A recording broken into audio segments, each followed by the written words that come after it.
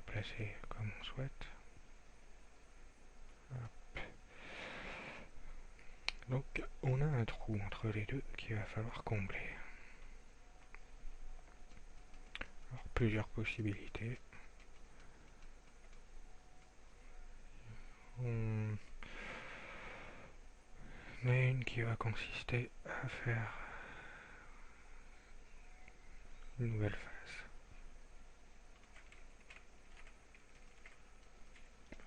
Donc je sélectionne mon arrête, je maintiens Shift appuyé, et avec l'outil de translation je le déplace.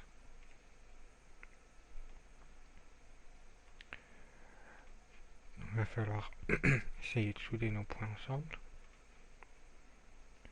Donc Target Weld.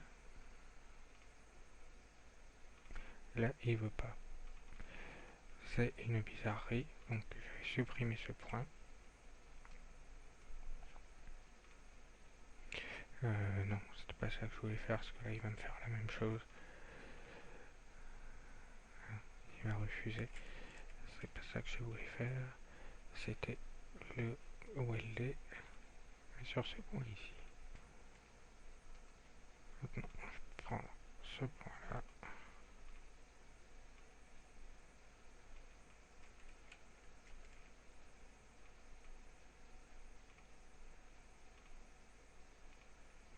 Le welder.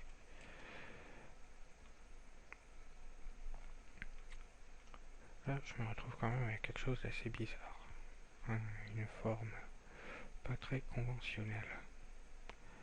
Donc on va remédier à ça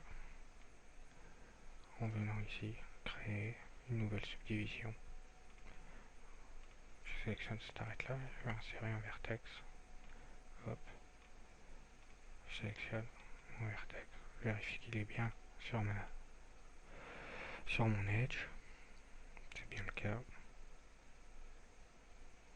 Je sélectionne mon autre vertex et je les connecte tous les deux.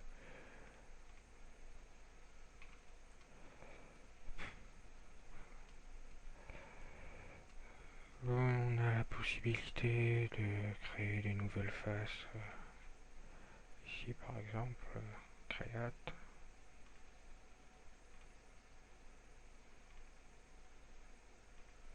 Ça m'intéresse d'en avoir une. Ça m'intéresse d'avoir quelque chose d'un peu plus carré pour pouvoir travailler. Je vais faire comme ça. Sélectionner mes deux points, CTRL ALT C. Weld, pardon. Pour les welder. On peut voir que là je sélectionne deux vertex, deux vertices selected. C'est bien indiqué ici. Ici je fais weld. Je vois une qui m'est soudée. Mais ici j'ai également l'indication comme quoi je n'ai plus qu'un seul vertex sélectionné. Il porte ce numéro là. C'est pratique quand vous êtes assez loin, que vous ne voyez pas trop.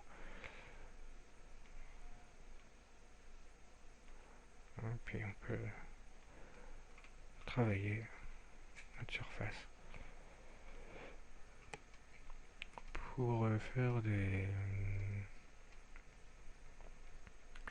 une chose intéressante, qu'on va supprimer tout ça, que ça ne m'intéresse pas. Vous pouvez également utiliser une petite méthode, un loop pour sélectionner toute mon edge de contour. D'ailleurs je vais le faire avec l'autre en même temps. Ça j'ai bien sélectionné toute l'edge de contour. Par contre je vais venir vérifier qu'il ne m'a pas sélectionné le bout également. Non, bien vérifier qu'ici il s'arrête, qu'il ne prend pas les parties. Et je vais créer une forme à partir de la sélection que je vais appeler mur. Je sélectionne cette forme,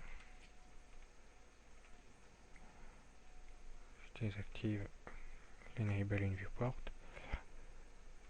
et je vais pouvoir faire une extrude. Pardon, pas face extrude, une extrude tout court. extrude la hauteur qui m'intéresse.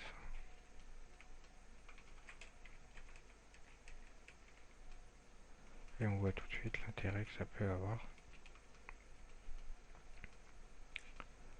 pour un jeu de voiture. Créer des murs transparents, des murs qui permettent d'éviter de tomber, des murs qui vont permettre d'appliquer des textures d'arbres par exemple, ou de spectateurs ou de maisons, etc. Cette technique permet également d'en faire des murs, des vrais murs, en appliquant un modificateur shell par-dessus, en diminuant les dimensions, vous pouvez obtenir quelque chose d'assez sympa.